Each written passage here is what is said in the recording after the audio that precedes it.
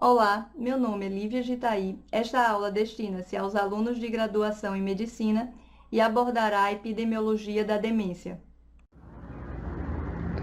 Ainda no primeiro vídeo do canal, nós já citamos a importância epidemiológica da demência. O impacto de mortes e de incapacidade causado por desordens neurológicas é um desafio mundial de saúde pública. As desordens neurológicas são a segunda causa mais comum de morte, principalmente por AVC e demência, e a principal causa de anos potenciais de vida saudável perdidos, principalmente por AVC, enxaqueca e demências. Essa é uma medida que inclui incapacidade e morte prematura. Nesta figura, podemos observar bem a importância do AVC e das demências na mortalidade por doenças neurológicas. E as três principais condições relacionadas à incapacidade: o AVC, enxaqueca e demência.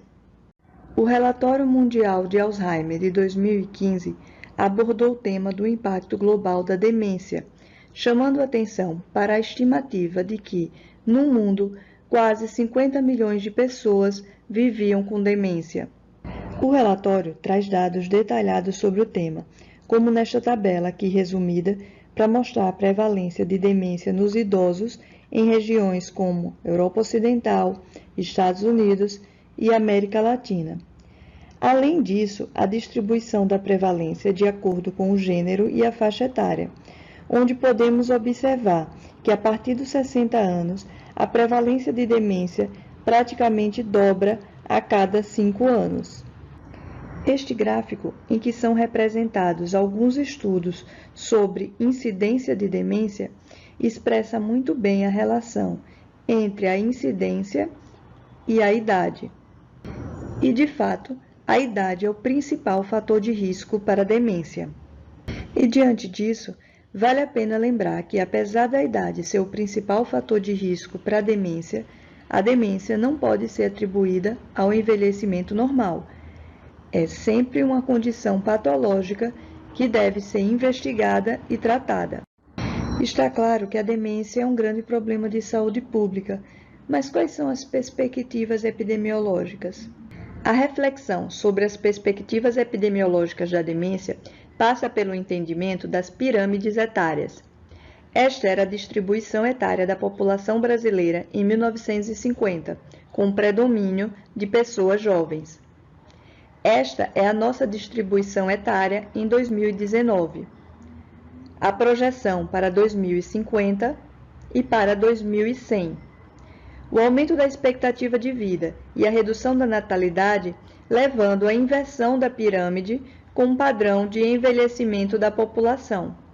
Então, se em 2015 havia no mundo cerca de quase 50 milhões de pessoas com demência, com o envelhecimento da população, estima-se que este número chegará a quase 75 milhões em 2030 e a 130 milhões em 2050.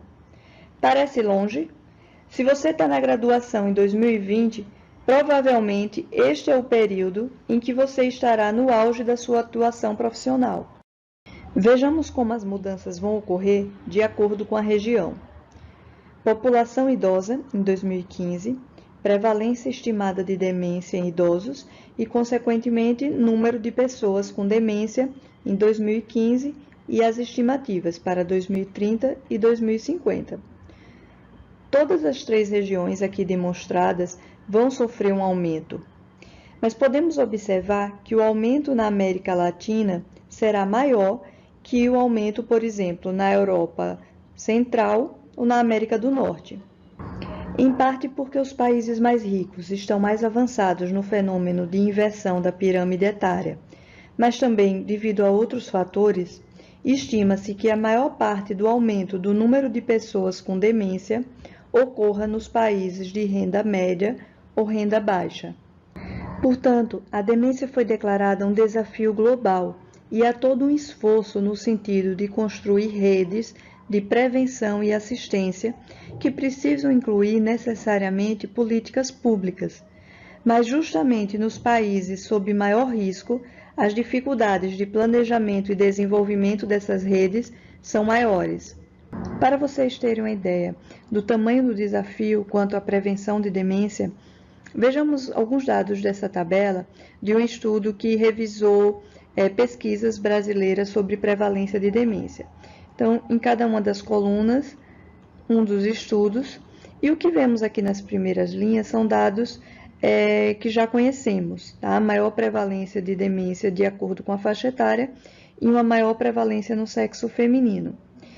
Indo além, em relação a fatores de risco para a demência, observem o que acontece com escolaridade em anos e status socioeconômico. Fica claro a maior prevalência de demência relacionada a uma menor escolaridade e a um menor status socioeconômico. Neste sentido, promoção de saúde e prevenção de demência inclui o combate a vários fatores de risco, alguns dos quais já iniciam na infância e mesmo no período intraútero. Notem como a prevenção de demência envolve ações ao longo de toda a vida das pessoas. Prevenção de demência será tema de outra videoaula. Concluindo, nós vimos que demência é um problema de saúde pública mundial, que idade é o principal fator de risco para a demência, embora não seja o único, que há perspectivas de piora do problema da demência do ponto de vista epidemiológico, principalmente em países de renda média ou renda baixa, e que há necessidade de iniciativas amplas e coordenadas de prevenção e assistência.